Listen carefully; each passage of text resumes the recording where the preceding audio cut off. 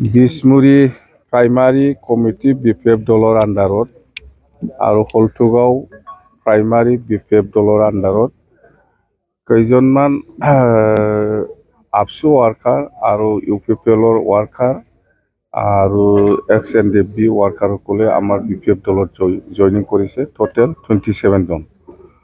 খুব ভাল কথা, আমি আদৰি লৈছোঁ। যেনক আমি ফিউচাৰত কি কাম কৰিম, কোনটো বিষয় লৈ বেছি গুৰুত্ব দি পেলাই আমি কাম কৰিবলৈ হাতত ল'ম, এইবিলাক কথা মই অলপ জনাই দিছোঁ ইহঁতক।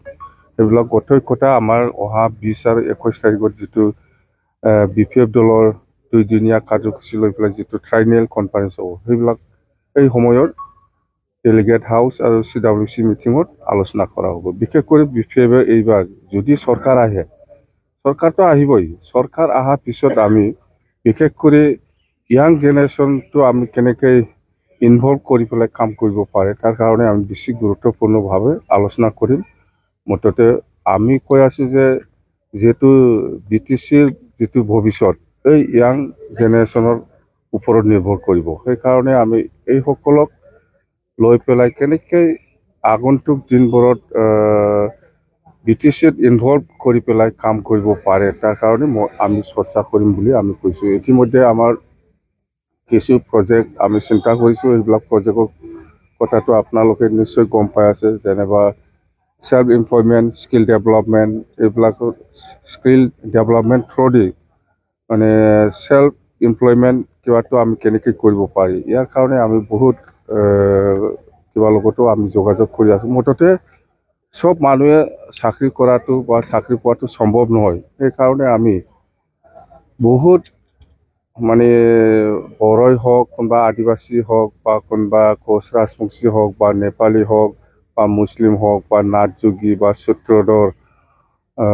বা বেংগলী, বা হিন্দীভাষী, যিমান জাতি জনগোষ্ঠী আছে, সকলৰ সমাজত আজিৰ দিনত হিচাপ নাই মেট্ৰিক পাছ, হিচাপ নাই হায়াৰ ছেকেণ্ডাৰী পাছ, হিচাপ নাই BA পাছ, হিচাপ নাই MCOM পাছ, বা MSc পাছ, বা MA পাছ। এই ল'ৰা ছোৱালীসকলক আমি কেনেকৈ মানে সেল্ফ এমপ্লয়মেণ্ট কিবাটো আমি দিব পাৰে, তাৰ কাৰণে আমি বেছি গুৰুত্বপূৰ্ণভাৱে আগন্তুক আমাৰ ট্ৰাইনেল কনফাৰেন্সত আমি আলোচনা কৰিম। হয়, চাকৰিও পাওঁ, চাকৰিটো সম্ভৱ নহয়, চবেই চাকৰি পোৱাটো সম্ভৱ নহয়। মুঠতে আগন্তুক দিনত চৰকাৰ অহাৰ পিছত আমি খুব চিষ্টেমেটিকেলি আমি কাম কৰিবৰ কাৰণে হাতত লৈছোঁ। মুঠতে আমি চৰকাৰ আহক, চৰকাৰ আহিলে আমি এইবিলাক কাম কৰিম। নাই 2025ৰ ভিতৰত হ'ব।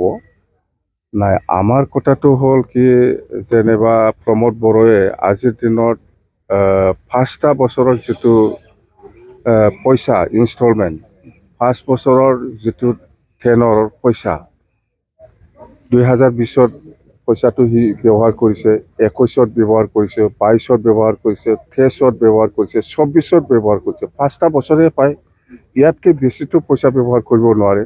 আপুনি যদি প্ৰমোদ বড়ো কোৱাৰ নিচিনা সিফালে ডিচেম্বৰত যদি হ'ব লাগে, তেতিয়াহ'লে 6 বছৰৰ পইচা ইনষ্টলমেণ্ট সি ব্যৱহাৰ কৰিব পাৰিব।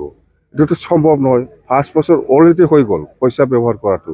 সেইকাৰণে এতিয়া যিটো মাৰ্চ এপ্ৰিলত যিটো বাজেট হ'ব, এই মাৰ্চ এপ্ৰিলৰ বাজেটটো আকৌ প্ৰমোদ বড়োৱে ইউজ কৰিব পাৰিব নেকি, কথা সেইটোৱে। সেইকাৰণে আমি কৈছোঁ যে মাৰ্চ এপ্ৰিলৰ ভিতৰত নিৰ্বাচনটো হ'ব। মাৰ্চ এপ্ৰিলত যিটো নতুন বাজেট হ'ব 2025-26ত, এই পইচাটো প্ৰমোদে আকৌ ইউজ কৰিব পাৰিব নেকি, তেতিয়াহ'লেতো এইটোতো বেআইনী হ'ব। কোনো প্ৰাইম মিনিষ্টাৰ, কোনো CM বা কোনো কিবাই আজিৰ দিনত 6 বছৰৰ পইচা হাত দিয়াটো মই দেখিবলৈ পোৱা নাই বা হোৱা নাই, এনেকুৱা সম্ভৱ নহয়। যদি মাৰ্চ এপ্ৰিলত নহয়, প্ৰমোদ বড়োৰ নিচিনা যদি ডিচেম্বৰত হয়, প্ৰমোদ বড়ো কোৱাৰ নিচিনা ডিচেম্বৰত যদি হয়, তেতিয়াহ'লে এই পইচাটো বাজেটত সোমোৱাটো বাদ দিব লাগিব ষ্টেট গভৰ্ণমেণ্ট বা দিল্লীয়ে। গোটেই অসমৰ পপুলেশ্যনটো লৈ পেলাই দিল্লীয়ে বাজেট দিয়ে, অসমত বাজেট দিব।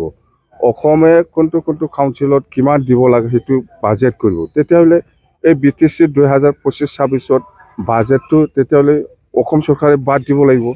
এইটোতো সম্ভৱ নহয়। কেনেকৈ বাদ যাব, কেনেকৈ গেপ ৰাখিব।